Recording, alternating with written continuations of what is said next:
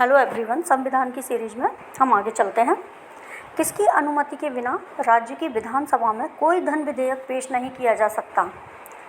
तो राज्यपाल की अनुमति के बिना कोई भी धन विधेयक पास नहीं किया जा सकता, क्योंकि राज्य का काम आ गया तो राज्यपाल जी का रोल तो आएगा।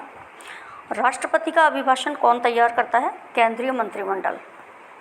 संविधान के किस अनुच्छेद में भारत के नियंत्रक महालेखा परीक्षक के कर्तव्य और शक्तियां वर्णित हैं? तो हमारे जो कंट्रोलर एंड ऑडिटर जनरल है उनके बारे में आर्टिकल 149 बात करता है, उनके कर्तव्यों और उनकी पावर जो दी गई है शक्तियों के बारे में। संविधान के किस अनुसूची में दल परिवर्तन के आधार पर अयोग्यता के बारे में उपबंध है? तो शेड्यूल 10 है, 10वीं अनुसूची एंटी डिफेक्शन लॉ के बारे में बात करती है कि अगर कोई भी पार्टी या पार्टी का सदस्य दल परिवर्तन करता है तो उसको इस आधार पर अयोग्य घोषित कर दिया जाता है। पांडिचेरी के प्रशासक तथा अंडमान निकोबार द्वीप समूह के प्रशासक को क्या कहते हैं? उपराज्यपाल कहते हैं।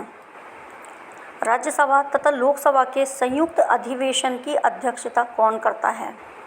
लोकसभा अध्यक्ष करते हैं। राष्ट्रपति कितने समय अंतराल के पश्चात वित्त आयोग का गठन करता है? तो प्रत्येक 5 वर्ष के पश्चात वित्त आयोग का गठन करता है राष्ट्रपति। संविधान सभा के प्रारूप समिति के अध्यक्ष कौन थे? तो डॉक्टर भीमराव अंबेडकर प्रारूप समिति के अध्यक्ष थे। इस समिति में सदस्यों की संख्या कितनी थी? 7 सदस्य थे। धन विधेयक के संबंध में राज्यसभा को किस प्रकार का अधिकार है?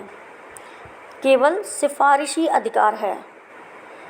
लोकसभा के निर्वाचन क्षेत्रों का परिसीमन कौन करता है?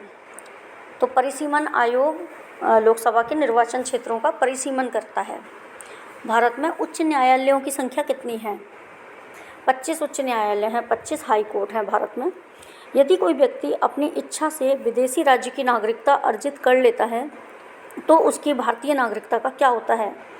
वह स्वतः ही समाप्त हो जाती है, क्योंकि हमारे इंडिया में तो एकल नागरिकता का सिस्टम है, सिंगल सिटीजनशिप। तो एक साथ कोई भी पर्सन 2 कंट्रीज़ की नागरिकता नहीं रख सकता। तो अगर उन्होंने अपने वॉलंटरीली दूसरे देश की नागरिकता ली है तो यहाँ की नागरिकता अपने आप ही समाप्त हो जाएगी।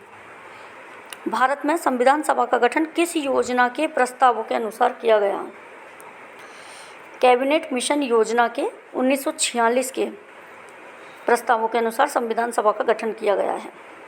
अनुसूचित जाति और जनजाति क्षेत्रों के प्रशासन के संबंध में प्रावधान संविधान की किस अनुसूची में किया गया है? तो 5वीं तथा 6वीं अनुसूची में अनुसूचित जाति जनजाति क्षेत्रों के प्रशासन के संबंध में प्रावधान किया गया है। Thank you.